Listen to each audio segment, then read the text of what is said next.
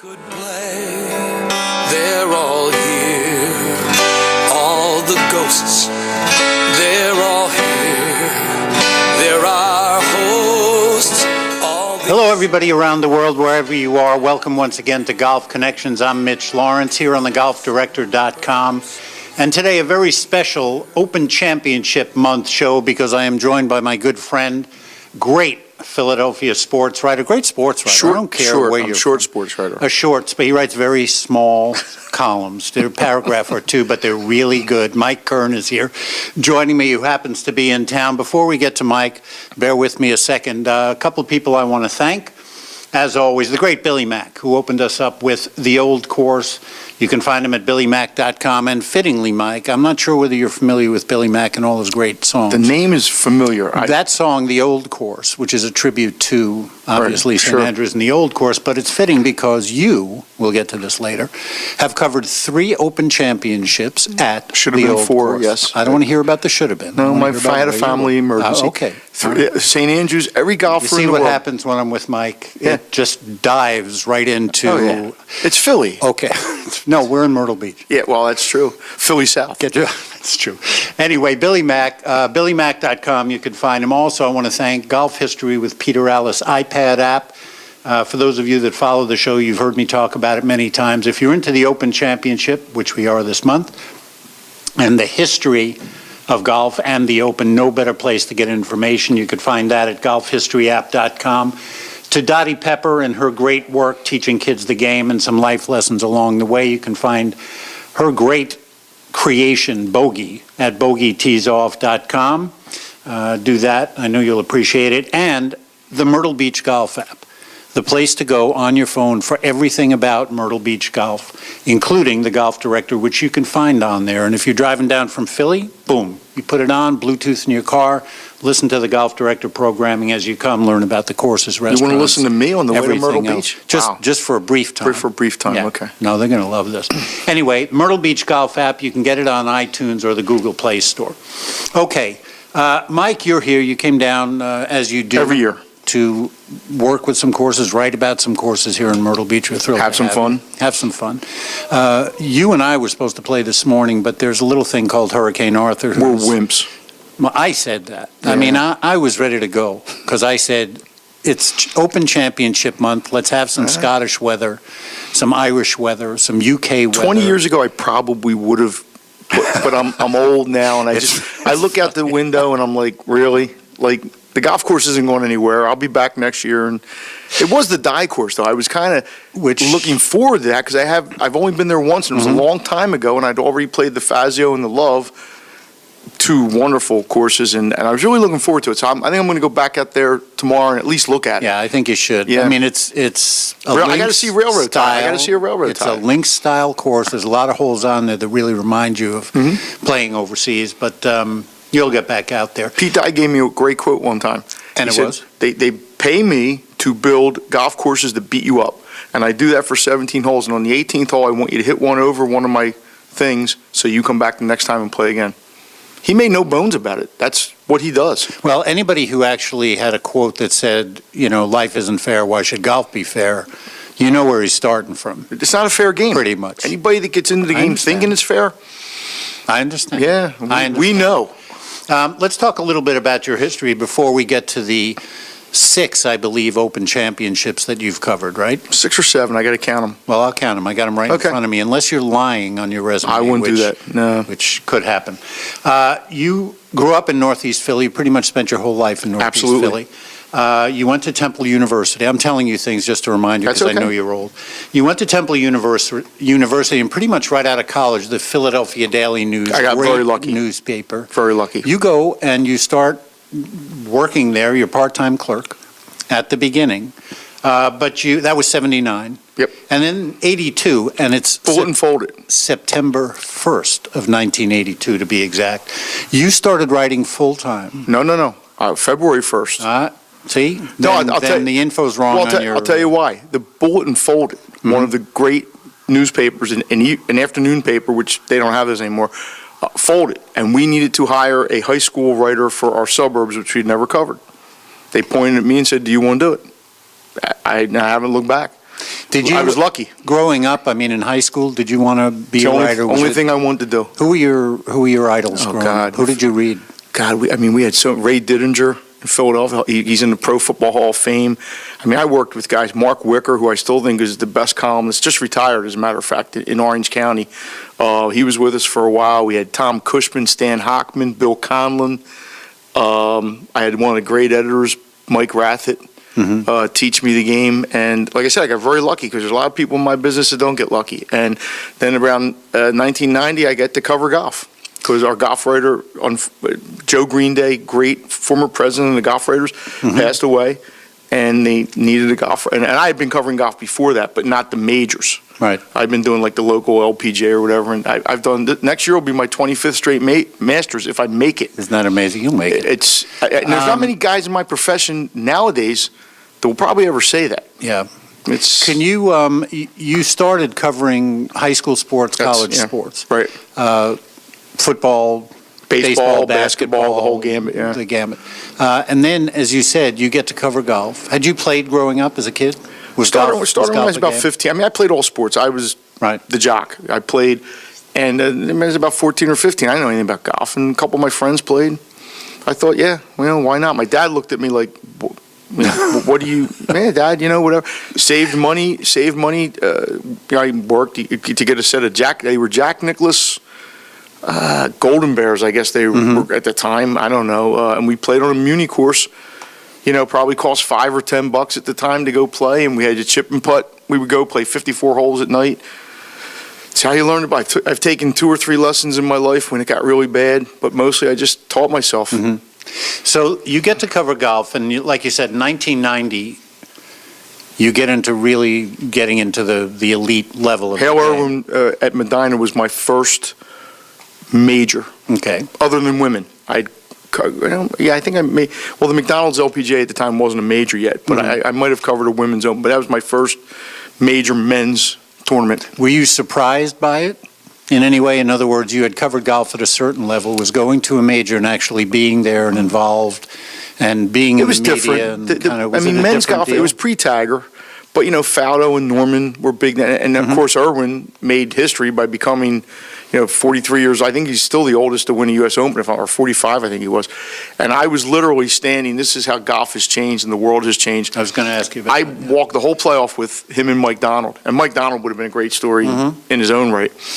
And by the time they went to the sudden death, I was walking, and there was hardly anybody with him.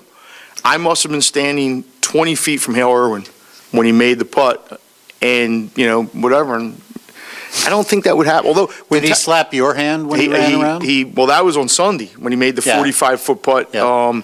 Actually, at the Tiger Woods Rocco playoff in 2008, one of the great times. But the first tee, I was standing 15 feet from Rocco and Tiger, listening to them talk. And you can't, when you're growing. I mean, who gets to do that? How many people, Right. get to do that kind of thing? So let's since this is Open Championship Month, let's. I'm glad you didn't call it the British Open because No, they shoot you for that. Excuse me, I'm a But there are history people guy. that do that. I'm a history I guy. forgot who I'm talking to. There's no chance of me calling it that. I don't even say it to you.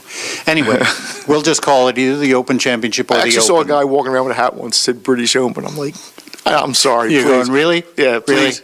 All right. In 95, I believe, was the first one Yes. you actually went to, and you picked a pretty good one to go to. I'm trying to remember too at the time, like newspaper business was different then. We had money, we traveled, but it was still pre-Tiger. Because Tiger is what basically got me going in like 2000. And then we 2000, right. covered, me and Rich Hoffman, one of our columnists, we would take turns kind of going over because he liked going over. So we did about 8 of them in a row.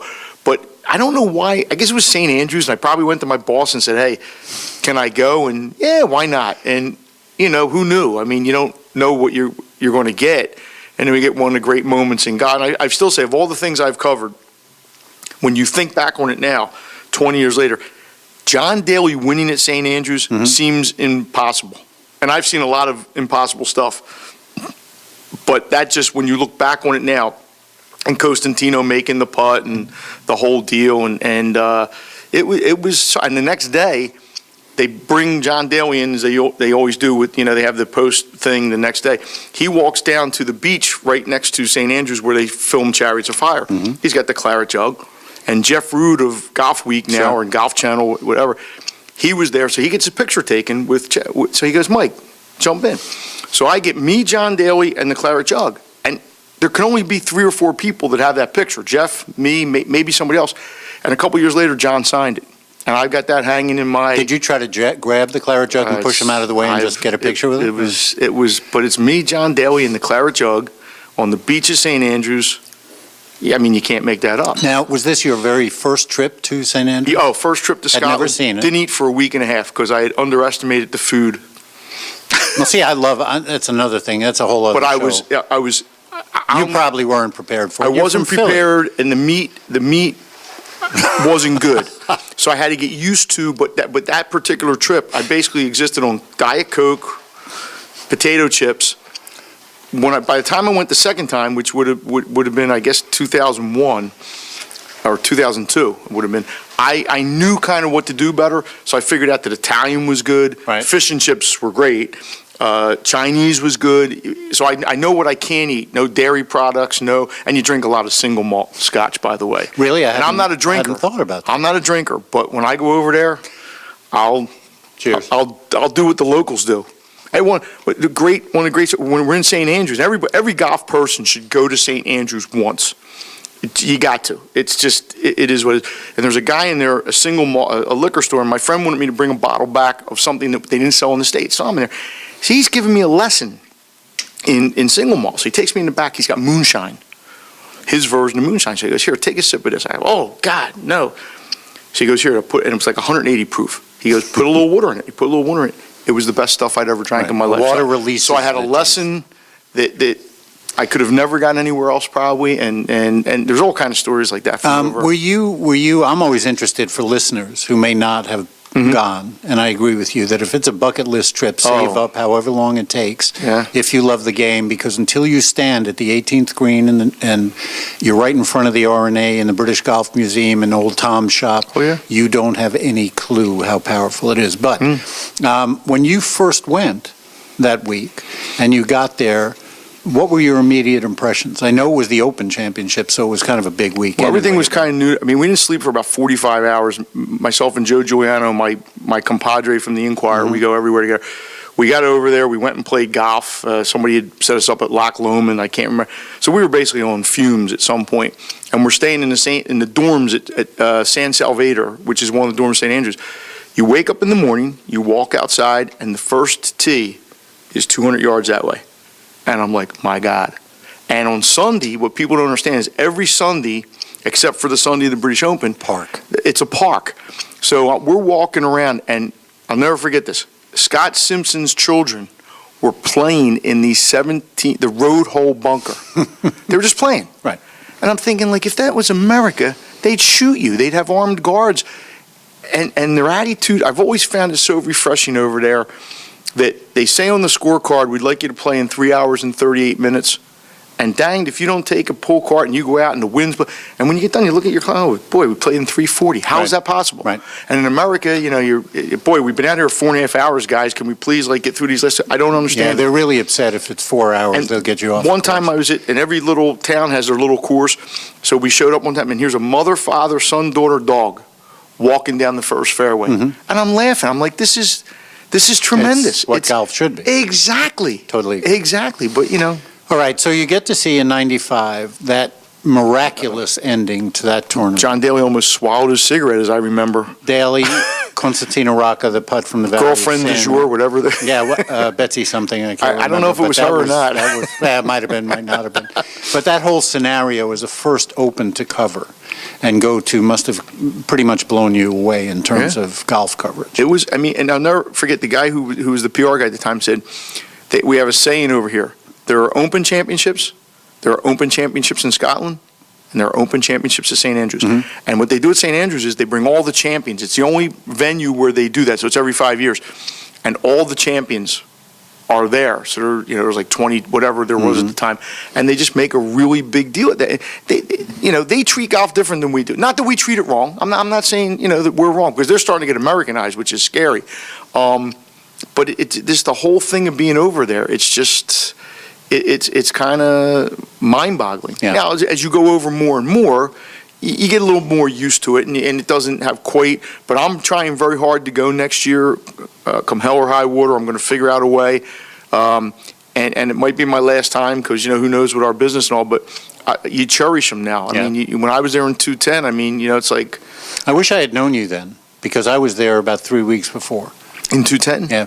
Yeah. I mean, Well, 2010. 2010. I say 210. I'm sorry. It's a Philly thing, but I mean, I've seen John Daly. I saw Tiger. Well, I missed the first Tiger because of the family thing, but I saw Tiger win the other one.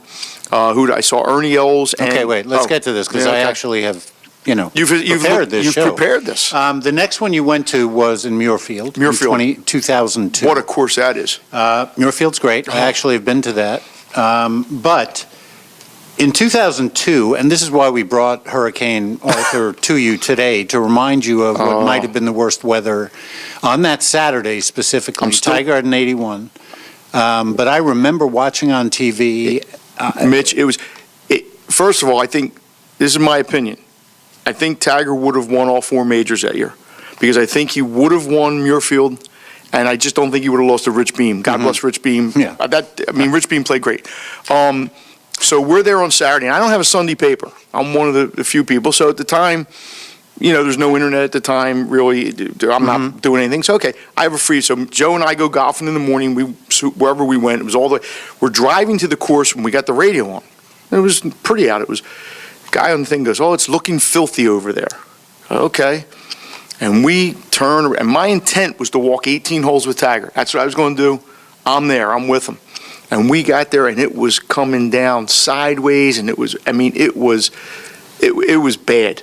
And I didn't walk with Tiger. I didn't do the 18. It was cold. And I remember I went to him when he came off, and he looked like he'd been through a car wash It's for true. like 4 hours. Absolutely. And I remember umbrellas blowing up and guys letting them go. The bet I and- should have done, and actually the great thing over there is you can go to Ladbrokes and bet, and I should have. But the next day I said, he's going to shoot like 66 tomorrow, and he just went out in the morning and shot 66 yep. and was on his plane home. But that was, but Ernie sort of played in kind of the same stuff and shot a much better round. So, yeah, but it was, by all intents purposes, you probably shouldn't have been playing golf. But like you say, it's the Open Championship. Right. We're playing golf. Right. It's not lightning. It's got to be pretty bad before they stop. Yeah. So that event, just to remind those of you at home, Ernie Els wins over Stuart Appleby. And Four-way playoff. This was unbelievable. Stuart Appleby, Steve Alkinson. Thomas LeVay. Trying to become and the first It Frenchman. wound up coming down to Ernie and Thomas LeVay in sudden death. Trying to become the first Frenchman Right. because Van der Velde had screwed up. Little.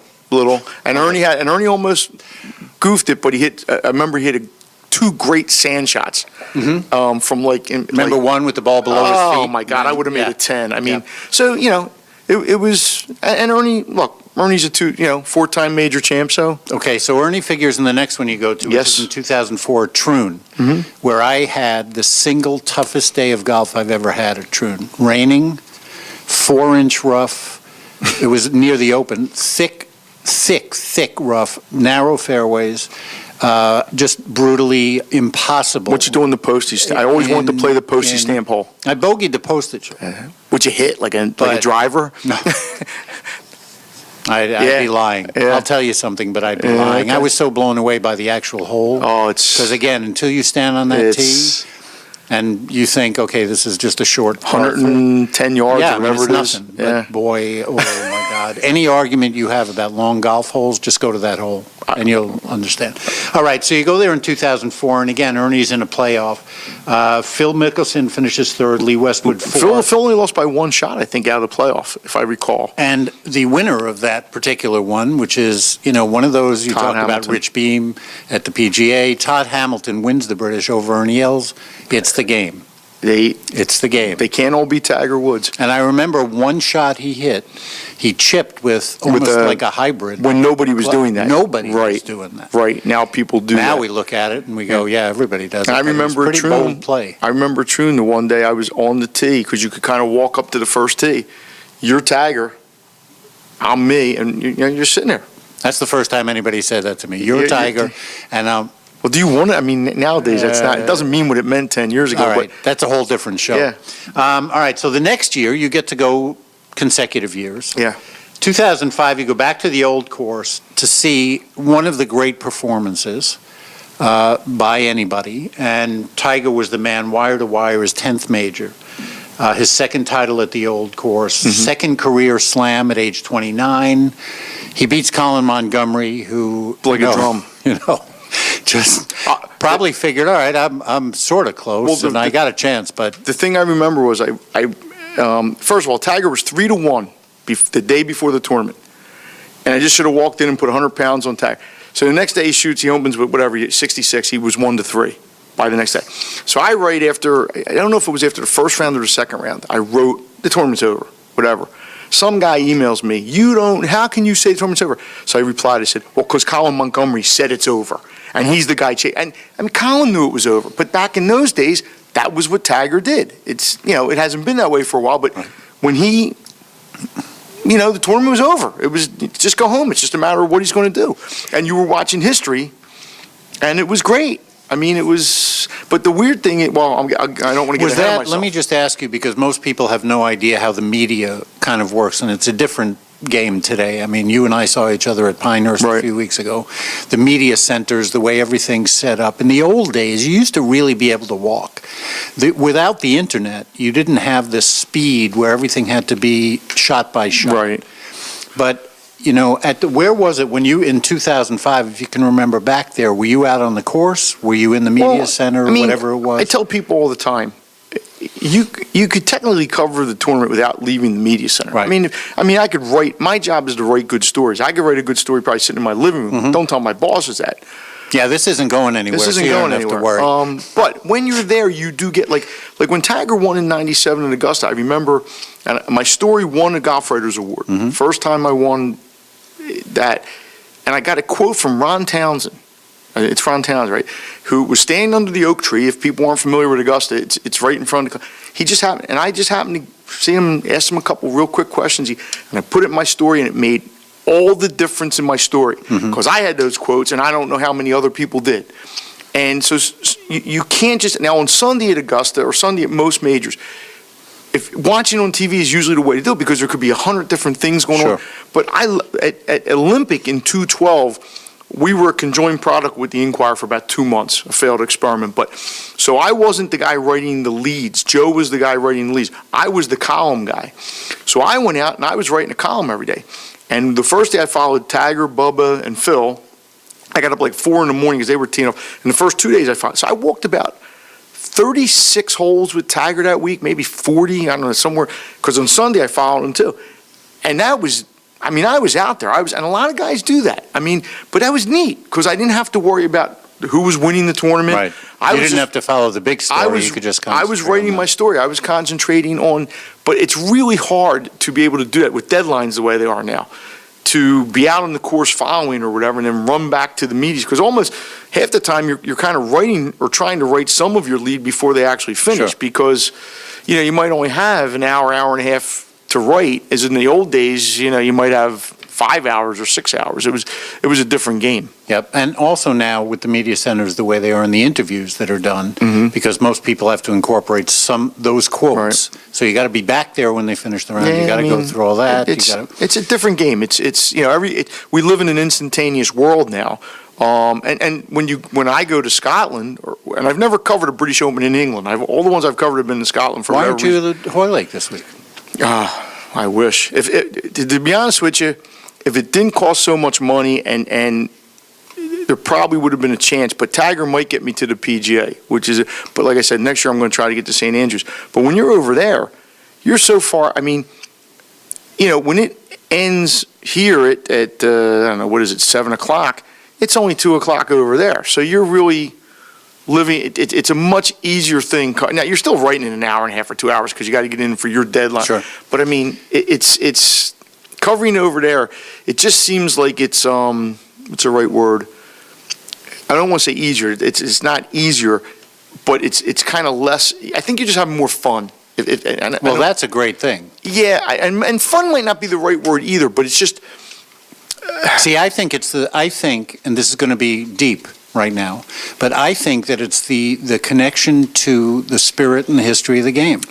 Yeah, I mean, we have connection to the U.S. Open here, Sure. to the U.S. Amateur, to Right. the Masters since 1934, but there is an absolute, to me, tangible, palpable feeling of being over there. The first Open that- Championship was played before Fort Sumter was bombed.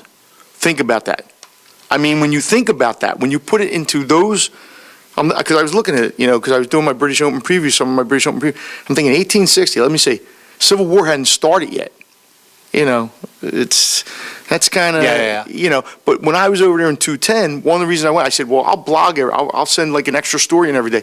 And I wrote nothing about the golf. I wrote about St. Andrews, the town. I wrote about Crail, the golf course up the road. I love Crail. I wrote about, that might be one of my favorite courses on Golf the in the planet. Kingdom, man. And I was writing about old Tom Morris's grave over there and the lady selling the fish and chips on the corner. You just don't get that. Nothing against the U.S. Open. I love Pinehurst. It's different. No, there's nobody selling fish and chips on the corner at Pinehurst. Well, there might have been. Pimento cheese sandwich, maybe. I don't know. All right, so let's move on. 2007, you go to Carnoustie. Awesome. Another one of the just amazing golf courses Awesome. on the planet. And you get to watch Padraig Harrington Yes. over Sergio in a playoff. I had picked Sergio I mean, to win. pretty stinking cool. I pick 3 people every year, every major. And sometimes I got Jason. I actually had Duff Duffner last year. Sometimes I get it right. Sometimes I had Ernie Els a couple years ago at the British. But I picked Sergio that week. I just thought, I had a feeling, Sergio. And he led like the first 3 rounds. He led the He had a whole- one-stroke lead on 18. I know. Coming up, all he's got to do is par And 18. this is after Harrington, who Double played bogeys. great. Well, he hit it 2 into the Barry Burn. Makes one of the great double bogeys of all time. And folks out there, if you haven't been to Carnoustie, again, you have no idea what staring down One of the the manliest second courses shots I've ever played in at my life. 18 over the Barry Burn to that green with bunkers elevated. It's terrifying. So Padraig hits it twice into the burn, makes double. Sergio has a 10-footer Up and to down win. for double. Yes, 10 great footer up to win, and down. 10 Great footer. up and down Yeah, by great, Harrington. absolutely. Sergio has a 10-footer to win. Lips Lips the it out. putt. God- Lips the God putt. wasn't on his Closest side. he's, Yeah. so they go to a playoff, both, and pretty much it's a 4-hole aggregate. Harrington wins by a Garcia shot. hit the pin on one shot, Right. but he comes in, and this is where Sergio turns me off. And there's a good Sergio, and I've always said that Sergio winning majors would be good for golf. Yeah, I think it'd be great. great for golf. Comes in and says, well, I didn't get any break. Hey, dude, you're standing on the 18th tee, and the guy in front of you double bogeys. That's a break. Yeah. He opened the door for you. I think a lot of people have felt that way. And but Carnoustie, when we were there in '95, my first British Open, so I play St. Andrews on Monday. I got picked in the pool or whatever it was. Right. 40 pounds, probably is quadruple that. Now. So everybody goes, "What about Carnoustie?" On Saturday, I pick up the phone. I say, "Can I please?"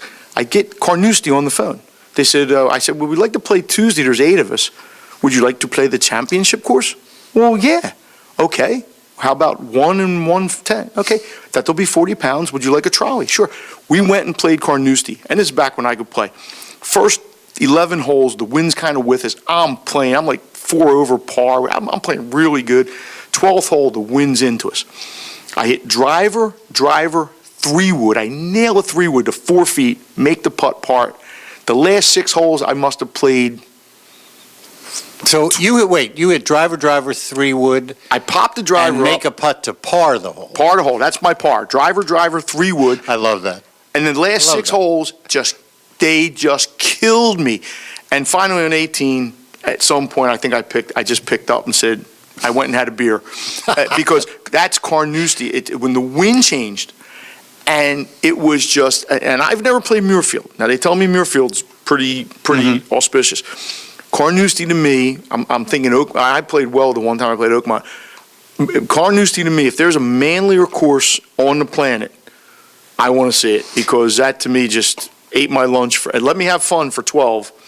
And then I said, nah, that's enough. Yeah, here's the real Carnoustie. Here's the And real Carnoustie. Of course, you step out on that course where Hogan won in '53. Again, I'm talking about the connections to history. Yep. Matt Adams was on a couple of weeks ago, and he was talking about the fact that in this sport, there is no other sport where you can be at the same place where the most iconic figures in the game have played. You can hit the same shots. Well, we you were can down walk the same Seaview fairview. for the ING 42 PGA. Right. We're playing, Right. at the place, and you're thinking, wow, All Sam, that. Sam Snead was here. And All right, so here's the other question about that particular 2007 Open Right. Championship. The winner on the amateur side that year, somebody named Rory McIlroy, Okay. was low amateur at +5. Were you aware of Rory at No. all during the tournament? Okay. that's I mean, the I'm end of sure that the week, discussion. I'm sure when I was there, I'm sure, but we've seen a lot of those guys. I mean, I remember one year, what was that guy, the 6'8" guy, who was real Gordon Sherry. One year he was there, and he was the next great British guy. Right. And, then Justin Rose was the next great British guy. At Then he took Birkdale, and then he sure. took a 10-year law. So probably somebody said, Rory's the next great guy, and I'm like, okay, it's, check back in a few years. Well, but- we checked back. Hey, check back. Okay, so let's see. And then 2010, back at St. Andrews. Yeah. Another great event in terms of performance by somebody who had not figured, if anybody tells you they thought Louis Oosthuizen was going to win in the way he did also. If he was just going to win by Yeah, one. well, if he was going to be in the hunt, Right. they would have been lying. Right. Because he made one cut in the majors up till that point. He Yeah. steps out, and you're there, and everybody's kind of expecting fireworks. Who is because this it's guy? the old course. Well, I Rory remember- went out the first day and He shot did. 63. He led after the first Right. round, and everybody said, woo. Yeah. And then second round, Louis starts playing, catches him, and progressively, the lead wasn't that big on Sunday. I think he had a fairly good lead going into Sunday. It wasn't Like a 3 big, or it wasn't 4? as, right. Yeah, It was like- maybe 3, 4. Right. But he won by And 7 there shots. was a bunch of British guys chasing him. I remember it was like. Lee Westwood, There was another Paul guy. Casey. Paul Casey, right? Henrik Stenson Yeah. finished tied Yeah. for third, and Rory. Nobody made a move. Like, nobody Well, made a he move. just kept stepping on it, and he wound up winning by 7. Mhm. So He shot 17 under, I believe. a wholly different feel Right. in terms of what an Open at the old course was. But here's my was problem. And then 2 years later, he almost wins the Masters. So he did kind of, he wasn't like a one-hit wonder guy. No. But here's my problem with golf. And we were just at Pinehurst and saw Martin Keimer play. You have a problem with golf? No. When Tiger Woods goes to St. Andrews and shoots 17 under and wins by 7, it's great. Rory McIlroy goes to a PGA and wins by 8. Wow. Louis Oosthuizen went to St. Andrews and did exactly what Tiger Woods did, and everybody said, And I'm looking around saying, he can't help it that he's Louis Oosthuizen. So this year I see Martin Keimer, and everybody's like, it was a boring tournament. I said, wait a minute. Why don't you give this guy his due? If Rory McIlroy had done what Martin Keimer did, the people Right. would have been and that's my one problem sometimes with the way people view this thing, is that let's give the guy his due. He went and did. It's not like he won by 1 on a fluke or something. This guy went out and shot 17 under, and I mean, St. Andrews is not the toughest golf course in the world, but he won by 7. Martin Keimer, everybody's like, well, nobody put heat on. Nobody put heat on him because they couldn't. The guy shot 265. Everybody, I used to get this when people used to criticize Tiger. Well, he never came from behind on a Sunday. Michael Jordan, in his life, in his career, played 1 game 5 and 2 game 7s. He was 1 and 2 in those games. Does anybody ever criticize Michael Jordan because he didn't win game 7s? Because he kicked your butt in games 3 and 4. Never gave you a chance to get That's to what game Tiger 7. did. Right. Yet I hear like a Skip Bayless or something. Tiger's not. He's Okay, that's a whole other 14 and 1 when he's leading, which everybody tells me is the hardest thing to do in golf. Absolutely. Not even close. Yeah. All right, so I'm sorry, that was my rant. That's why you're a great sports writer. That's my rant. Because you have an opinion. You can actually articulate that. Ooh. Just don't so ask me to you're- spell it. I won't. Spell check is a beautiful thing. All right, so here are the list of courses you've been at for Opens. The Old Course, Muirfield, Carnoustie, Troon. Yeah. Iconic golf course. Yeah. Pretty amazing to be able to go, I think. Yes. Absolutely. Of those 4, your favorite to cover, actually covering a major? It's not even close. St. Andrews. Okay. Because of the town. For people that don't know, the town is right there. So you don't need a car. You can walk around the town. I'm a walker. So I walk, I cover the whole, I know every shopkeeper in town by the end of the week. Some of the others are logistically a little challenging. Right. But as for course, and I really didn't get to see it as much as I would have liked, but I got to say Muirfield. Muirfield just to me, like if you said to me, because I play Carnegie, if you said, Mike, you can go over there and play one, and I played Prestwick. I was lucky enough to play Prestwick. I love Prestwick. Prestwick was cool. And we played it like the sun was, we didn't even finish because the sun came down.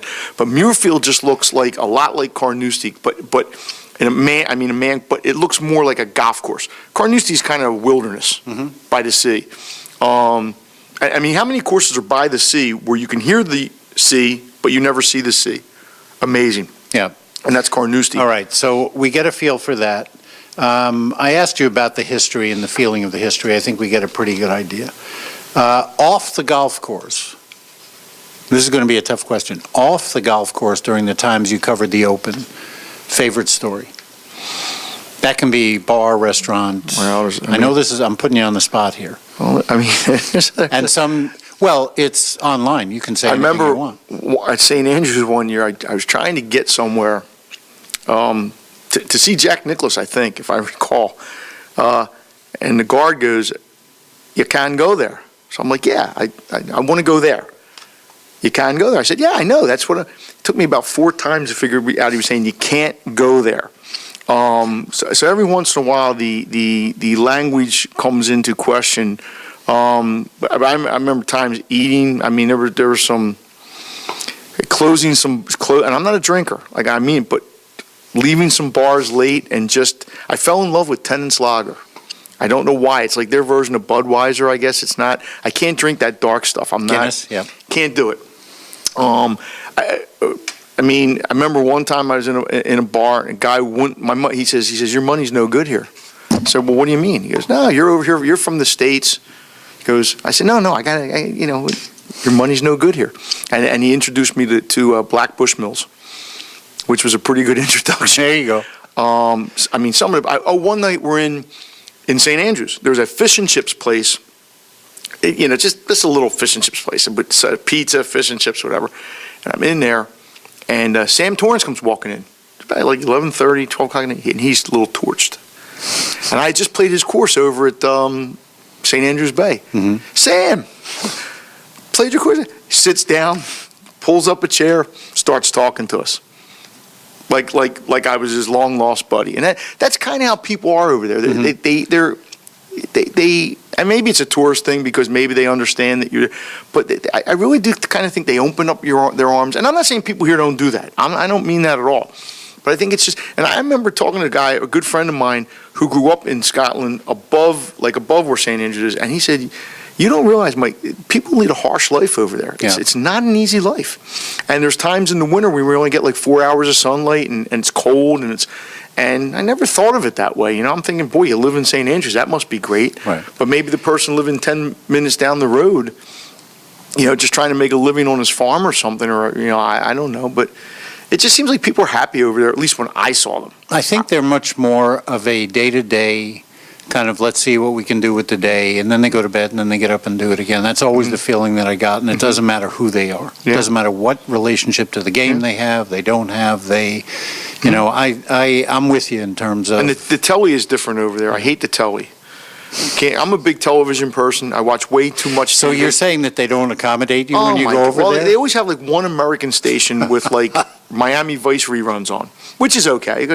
But I'm trying. No, it's not okay. Here you go. That's the rerun. I get cricket, Yeah, and I'm actually trying to figure it out. I'm trying, and then every time the sports comes on, it's 20 minutes of who sold who to whom in football. And the other thing is the breakfast. Oh my God! So I go down to St. Andrews, because they give you breakfast in the dorms. You're in the dorm. So I go down. First of all, they cook the eggs till they're done. You're going to get an argument here from me. No, and I understand because that. And that's fine. Scottish breakfast to me. Right, but they cook the eggs. Kicks our butt. But they cook the eggs like way too long. Then they're trying to give me beans and tomatoes. Correct. And that's okay. Then they got these sausages. Yeah. And then they got. You're going to bring in haggis to this discussion. Well, aren't you? yes, I Okay. will, because they have little haggis things. But their bacon's that Canadian bacon stuff. I can't do that. And I'm watching these guys, and these guys are coming down, and their plates are like this, Mm-hmm. and I got like a little egg here, and I got like a croissant here or something. All right, I'm so just- basically we know what we have to work on with you. If you go back next year. it's their country. I Okay, mean, wait. We have no. The golf will be great. It'll be Golf, St. Andrews, oh, the old course, Crail. 2015. Oh, Crail. You'll get to play Crail and Yeah. maybe Muirfield if you get lucky. We have to work on the food. So in advance, let's find out a couple places nearby, and we can get you pancakes and waffles. No, I don't want. No. Because clearly, I guess that's what. No, I like. you're looking but for. it's there. You just have to. I'm not a breakfast guy anyway. Let's start with that premise. All right. But That throws the whole discussion. I have learned what to eat over there, and I'm fine. I know where I can get a good pizza. I know where I can get a good fish and chips. Do you know, once I was in Turkey, I mean, literally, and you're in a restaurant, and there was an American couple there, and we went to a restaurant, and it's a kind of a circular thing, and you're eating this great food, and it wasn't Turkey, it was Marrakesh, Okay. in Morocco. And there's this American couple sitting next to me, and they start bringing out all these lamb dishes and all this stuff, and it's fantastic. And the woman turns to me, and she just kept going, and I said, "What's the matter?" And she said, this food, it's not American. And I went, "Okay, really? Oh, Did no, that?" I don't want American food, but I have to learn how to eat over there. Like I said, the red meat. Yeah, but I kind can't of eat pizza and No, but what I'm saying is, like, if you need a snack, the fish and chips, the Italian places are great. The Chinese food is tremendous. We've been to some great, but that's just me. I won't do anything. Like guy will come up to me and say, there's actually a Subway in St. Andrews, and they'll say, I don't like Subway anyway, but they'll say, well, Mike, go get us. I say, no, you can't eat the mayonnaise. I can't, all the dairy products. But like, I'll tell you what they do really good over there. They do soups. Some of their soups are well, because it's cold and it's but some of them- windy, and soup right, is a good but thing. some of their food is very good, but a lot of it is just, and I don't want American food. I don't want a McDonald's. I don't want, God forbid, I'm going to go Ladies in. and gentlemen, this has been Old World Food with Mike Kern. You can find out But more. you have to learn how to, like, you can't walk, for instance, when you walk to like where the concessions on the course, and they'll have like a hot dog, okay, no. But they had this one sandwich, it was great. It was Gruyere cheese, tomatoes, basil on like a baguette. So I figured out I could eat that. It was good. So I would eat that instead of, getting their version of meat. Then they have a thing called Toasties, which is their version of a grilled cheese. Toasties are Very good. All right. Have you written a food column ever for the Daily News? I actually did. I used to do like a family fare column There when my you go. kids were, oh yeah, no. Your Honor, my client, Mike Kern. I judge my trips as much by how I eat. Tony will tell you this, as how I play golf or what courses we play. It's all part of the experience. When I came down here this week, I was determined that we were going to try about 3 or 4 or 5 restaurants we had never been to. I wanted like Southern food. I wanted, I'm not going to like Red Lobster when I'm down, whatever. So we found a few places, that were really good. That were and we're eating collard greens and we're eating. That's our Open Championship month food here in Myrtle Beach. It was awesome. I mean, they do things down here that you can't. We only serve that during Open I had a great Championship.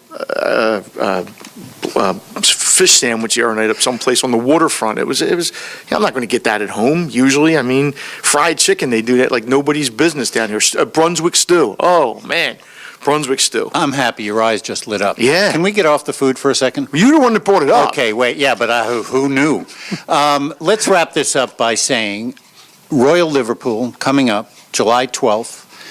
The greatest thing to me is that at 5 in the morning you turn it on. Absolutely. And you're watching the Open. Absolutely. It's what I used to love about living in L.A. relative Oh, to East God. Coast sports because everything was 3 hours earlier. I could watch NFL What at time did the 10 British Open o'clock. come on in L.A.? 2 No, a.m.? Yeah, it was sick.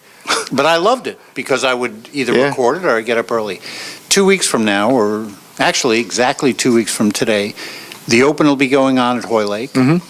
Your job during that time, do you have responsibility? Will you be writing No, about it? actually, the funny thing, I'm on kind of like a vacation. So I will actually be on like a golf trip down in Virginia. So you don't have any writing responsibilities for this Open? No, because if I'm not there, I'm not sitting and watching the TV and writing stuff. Okay. No, if I don't go to a major, they don't ask me and that. Well, I have a problem with that because I'd be interested in your thoughts. But once more you than- do that, Mitch, then why would they ever send you somewhere? If I sat there, I'll give you a perfect, for instance, 2 years. Because But wait a minute. of Ron and the story at the Open. No. But 2 years ago at the Ryder Cup, we had gone to almost every Ryder Cup in America. The ones in Britain don't make sense for us because we don't have a Sunday paper. It's a lot to send me over Right. there. So it was in Chicago, and I had brought it up, and they thought about it. I said, "Nah, we're going to pass on it because I think the Eagles were playing that day, whatever it was." And then the Ryder Cup, the Americans lose on. It's great. And I'm sitting in the office, I'm watching because I'm doing my college football, all my college football stuff. And nobody wants. And I was kind of waiting for somebody to say, "Hey, Mike, Now, when Watson missed the putt that would have won him the British Open in '09, now I wasn't there. Now, I'll give him a little bit of a pass on the British Open and my boss came up to me the next day. He goes, Mike, if Watson made that putt, we would have asked you to write. And I was half tempted to say, well, if you really wanted me to write, I would have been there. Because somebody called me that day and wanted to know, Watson's caddy's from Philadelphia. And they said, Mike, do you have a way to get in touch with Watson's caddy? I said, well, if I was over there, I'd be 20 feet from him right now. So you got to be careful there because the first time I do that, Right. somebody they might sit there, realize well, they- somebody might sit there and go, "Hey, Mike did that. He wrote a really good story. Why are we sending Mike?" So it's Well, a you hope danger, somebody will get it. but it's I a dangerous understand. thing that it's a fine line you got to All watch right, out. so we won't say anything in 2 weeks. I might maybe I'll Social media, man. yeah, maybe I'll do something. Get like out that. there. Who knows? All right. Obviously, we could go on for a long time. Mike. Let's go on. We do. I'm sorry. I have a 45-minute cutoff rule when it comes to guys from We've Philly. been on 45 minutes. From Philly, yeah. Whoa. Fun, isn't it? Wow. I'm from New York, so whenever it's Philly, I got to get you off at some point. I'm thrilled you could be here. I'm thrilled to be here. This was fun. This was- Hopefully, we can do it again. Absolutely. And you let me know when you come down. I'm here We'll get every out year. and we'll play the Die Club. We'll actually play the Die Club. I'm playing 2 nights a week at the down the street. Okay, that's what I mean. I am thrilled that all of you have been with us, obviously, also Open Championship Month here on Golf Connections. We'll continue. More great guests coming up until the Open that whole week, and there'll be a bunch more to listen to. So stick around on thegolfdirector.com. And Mike, safe travels back home. Absolutely. All right, man. Thanks for being with us. I'm Mitch Lawrence for Golf Connections here on thegolfdirector.com, which is produced and broadcast by the Zeus Radio Network for thegolfdirector.com. So long, everybody.